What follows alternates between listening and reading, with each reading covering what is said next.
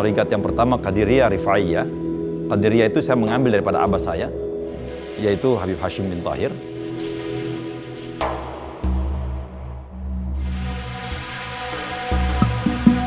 Kemudian ilmu Tarikat Rifaiyah itu diambil dari Ternate. Itu syekhnya namanya Syekh Muhammad Nawawi.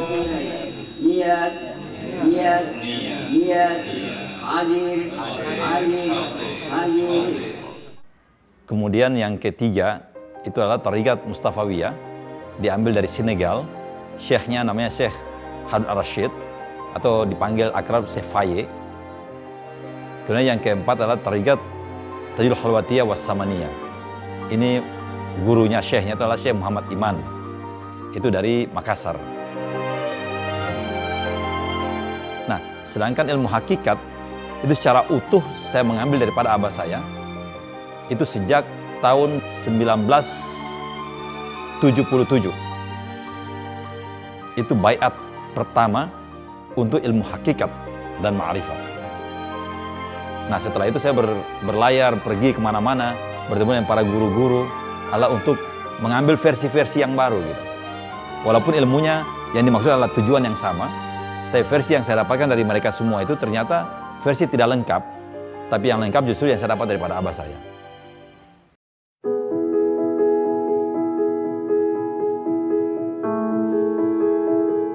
Nah, di satu waktu beberapa tahun kemudian, saya baiatlah 13 orang itu. Atau paling tidak menghimpun 13 orang dalam satu waktu. Dan saya baiat beberapa orang pada waktu itu di awalnya, dan abah panggil saya, Rais, kamu udah baiat orang? Sudah. Berapa? Lebih kurang 13, abah. Apa janji kamu udah benar? Saya bilang sudah, abah. Seperti apa kamu dengar hati mereka? Saya dengar kata per kata hati mereka berkata kepada saya.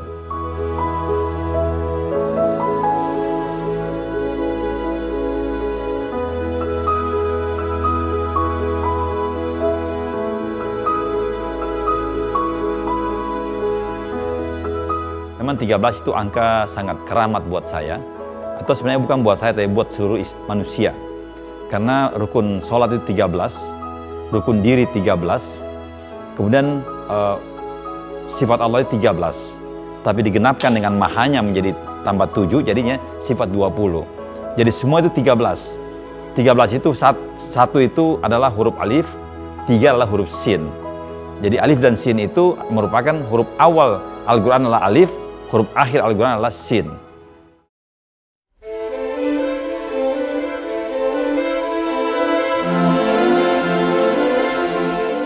Pertama kali saya bersama dengan Nurul Syifa, Majelis Nurul Syifa pada tahun 1997, tanggal 4 September. Alhamdulillah, sampai sekarang saya masih dalam majelis selama 18 tahun. Apa yang diajarkan? Seperti yang saya terkagum-kagum, beliau mengatakan dalam Al-Quran bahwa Allah itu bagaimana hambaku. Dan ternyata mursyidku juga mengatakan, aku bagaimana murid-muridku. Ya, saya sendiri merasa terharu karena begitu mursyidku membiarkan atau melaksanakan apa yang menurut saya pahami. Dan alhamdulillah semua berjalan dan saya merasakan hasil apa yang saya terima dari mursyid luar biasa. 19 tahun Al-Abrar sejarahnya sangat panjang. Diawali dengan pembentukan majelis yang disebut dengan Majelis Nurul Syifa. Majelis Nurul Syifa adalah yang berarti adalah penyembuhan. Majelis yang menyelenggarakan sebuah penyembuhan. Penyembuhan dalam pengertiannya adalah penyembuhan spiritual, penyembuhan jiwa atau penyembuhan sakit lantaran tidak bertemu dengan Allah Subhanahu wa Ta'ala. Jadi 19 tahun yang lalu berdirilah Nurul Syifa itu dengan tujuan adalah menghimpun para pencari-pencari kebenaran, lalu kemudian membawa mereka ke dalam satu jalur yang tepat dan benar. Karena selama ini saya melihat bahwa banyak pengajar-pengajar di luar sana, mereka mengajarkan sesuatu hanya belum pada jalur tepatnya. Baru benar dalam bicara-bicara, tapi belum tepat dalam pengerjaannya. Waktu itu perjalanan saya kacau. Kacau, benar-benar kacau. Nggak tentu arah. Tapi akhirnya saya ketemu mursyid. Sejak saat itu hidup saya mulai terarah, mulai tahulah tujuan hidup itu apa gitu. Saya buang itu semua, saya langsung tinggal semua pekerjaan-pekerjaan saya langsung melaksanakan apa-apa yang diperintahkan oleh mursyid, yaitu saya mulai dari situ mulai berdakwah. Saya menyampaikan apa-apa yang saya dapat dari majelis atau dari mursyid, tidak lebih tidak kurang. Waktu pertama-tama itu ke teman-teman saya dulu, anak-anak preman semua itu. Ya, alhamdulillah mereka, teman-teman saya itu dapat memahami tujuan kita bermursyid atau bermajelis. Nah, sampai sekarang ya alhamdulillah saya sudah meninggalkan dunia hitam saya itu yang penuh, waduh, nggak bisa diceritain itu dosa atau ini apa yang saya lakukan pada orang-orang lain itu. Kalau saya ingat ini sedih, saya mau menangis itu.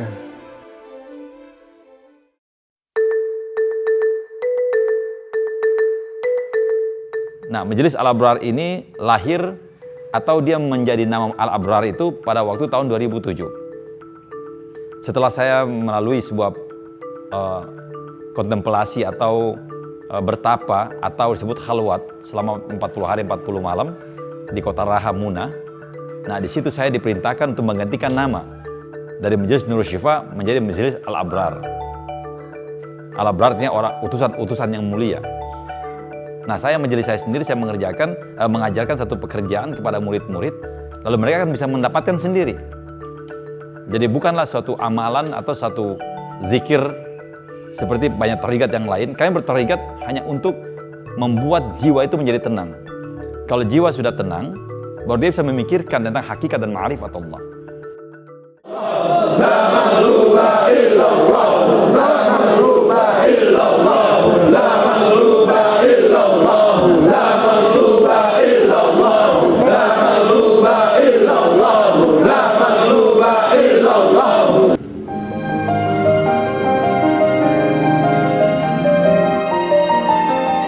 Setelah beberapa kali ketemu dengan beberapa guru dan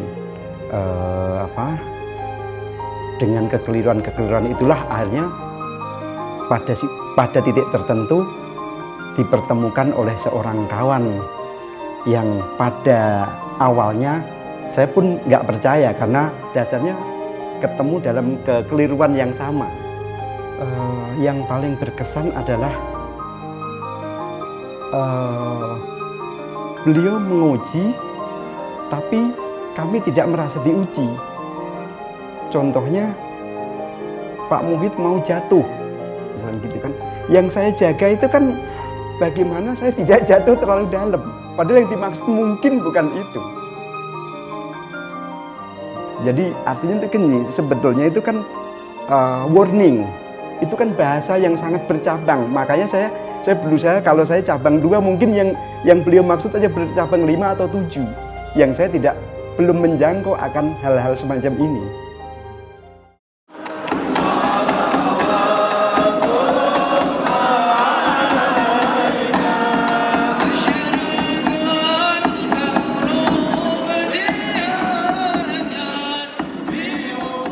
Bahwa untuk bermajelis itu nggak cukup hanya sekedar cinta gitu loh. Kita butuh akhlak, kita butuh komitmen gitu. Kita juga butuh kemampuan untuk mewujudkan itu. Ya sama seperti kita berhubungan dengan pasangan gitu ya. Kita bicara cinta itu kadang-kadang bullshit gitu kan. Nggak ada artinya. Itu harus ada wujudnya gitu. Nah di situ saya ditempa gitu. Dan saya berterima kasih karena saya melalui ketika saya bermursyid dan bermajelis itu dimulai dari situ. Yang telah datang, yang saat ini dan yang akan datang, jangan lupakan bahwa bermajelis itu juga berzawiyah juga gitu. Karena dengan itu kita akan saling menguatkan.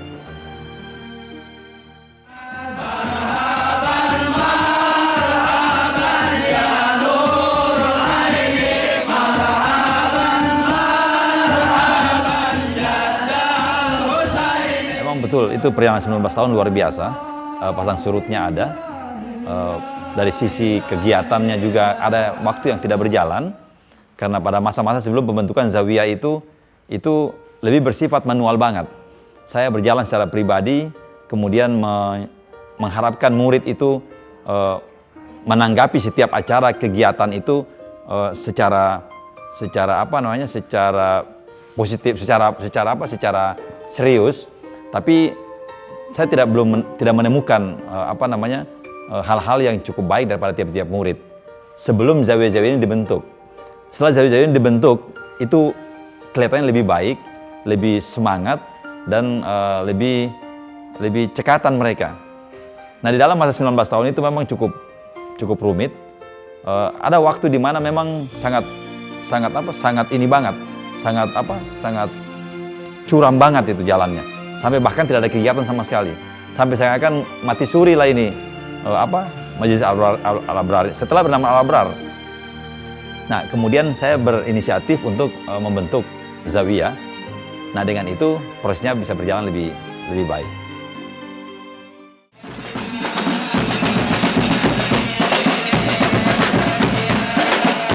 Ya, yang menjadi permasalahannya ini menurut analisa saya pribadi bahwasanya dari kalangan murid-murid sendiri itu tidak ada kerendahan hati untuk saling bisa mendengarkan pendapat, untuk saling bisa menghargai sikap orang lain, atau tidak adanya keluasan hati sehingga terjadilah benturan-benturan kecil yang akhirnya meluas dan jadi semacam penyakit di dalam majelis itu sendiri.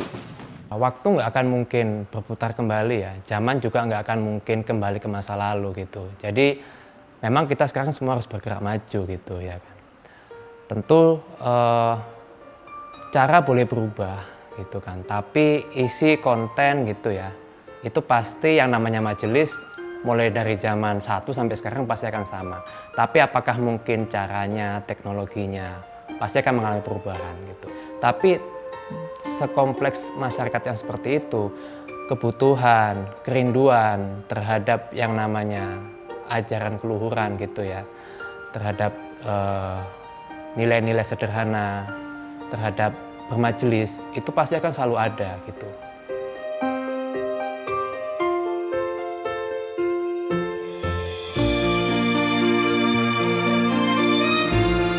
Saya selalu menggambarkan bahwa yang disebut mursyid itu adalah majelis.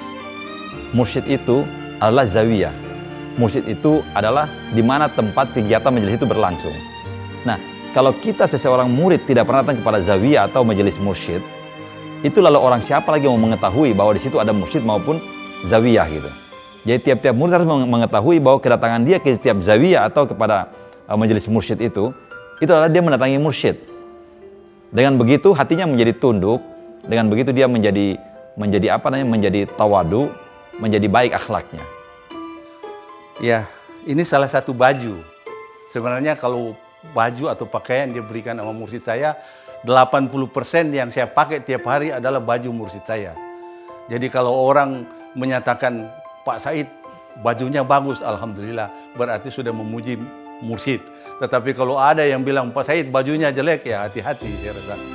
Artinya mursyid sudah memberikan semua. Hal itu tidak sekecil apapun tidak diberikan.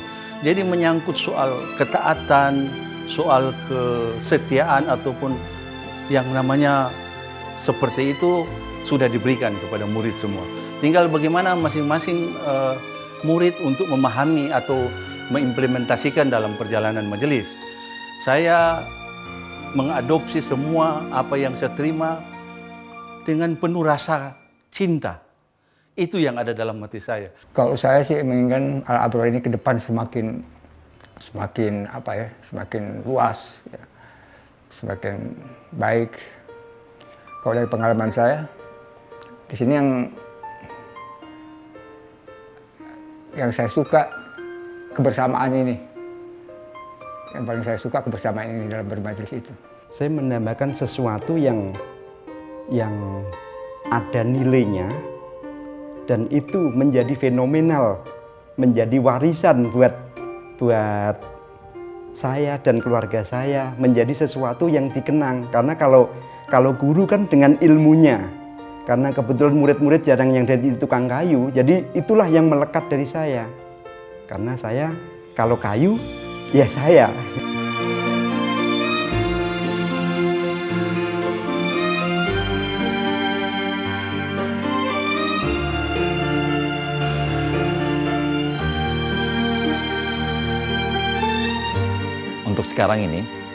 Untuk sekarang ini saya melihat memang Al-Abrar membutuhkan orang-orang yang penuh dedikasi untuk memajukan Al-Abrar ini.